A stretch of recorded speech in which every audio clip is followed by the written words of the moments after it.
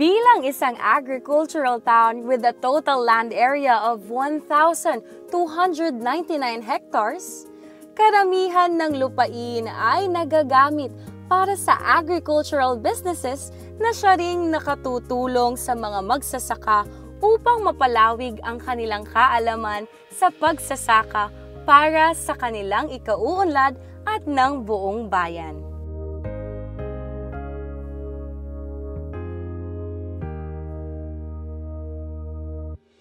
Malaking parte ang ginagampanan ng mga manggagawa mapaloob o labas man ng bansa, mga sakripisyo at kontribusyon sa bayan na kailanmay hindi mahihigitan, kaya't karapat-dapat lamang na sila ay pasalamatan.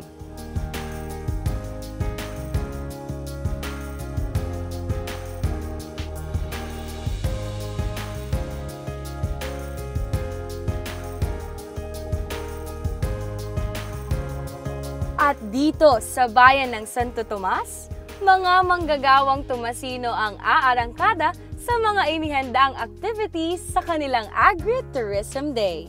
Sa lilim ng mga punong kahoy, idinaos ang orientation ng programa na kung saan ito ay dinaluhan ng mga manggagawang Tomasino. Iba't ibang mga larong lahi ang kanilang nilahukan, gaya ng palo sebo, hulihan ng biik, at pokpok palayok. Inuulit ko, lalong-lalo na ang mga farmers, mga manggagawa at OFW. Kung pwede lang na lahat makausap ng mga katulad ko na mapasalamatan sila sa sobrang sakripisyo ang OFW. Wala sa tabi ng kanilang mga pamilya. Minsan napapabayaan yung mga anak, pero andun pa rin sila. Gumagaan ang antas ng ng programa ng sa monitoring ng government, dahil kung walang dolyar na madadala dito sa Pilipinas, mahirapan tayo. Ang mga manggagawa natin, sana mabigyan ng pansin. Ito na, it's about time na bigyan sila ng tama at wastong atensyon. At ganun din ng ating mga farmers. Sana yan ay matugunan ng ating gobyerno. Ang unang-una yung marketing process na kanilang sakripisyo. It's not just through our local produce that ties us with our roots, because stronger connections within our community can come in many ways. Isa na nga rito ang pagbabalik tanaw sa mga larong lahi na kinagisnan ng bayan.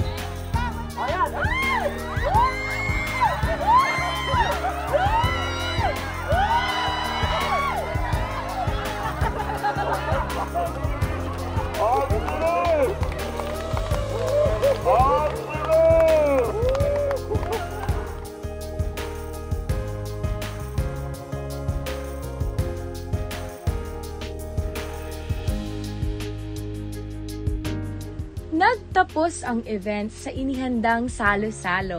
Handog ang iba't ibang mga lokal na produkto ng bayan, gaya ng mais at ang espesyal na putaheng pinakbet.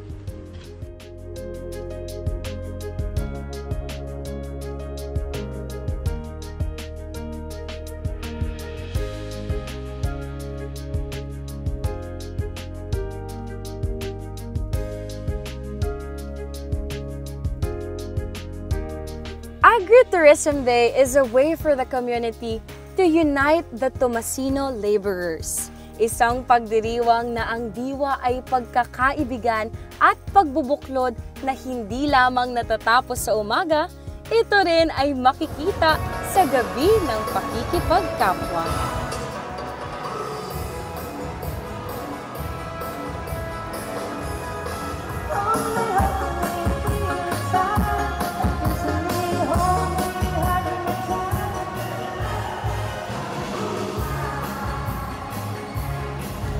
Ang pasasalamat para sa mga dakilang manggagawa ay magpapatuloy sa isang selebrasyon na ang hatid ay pagpapasaya.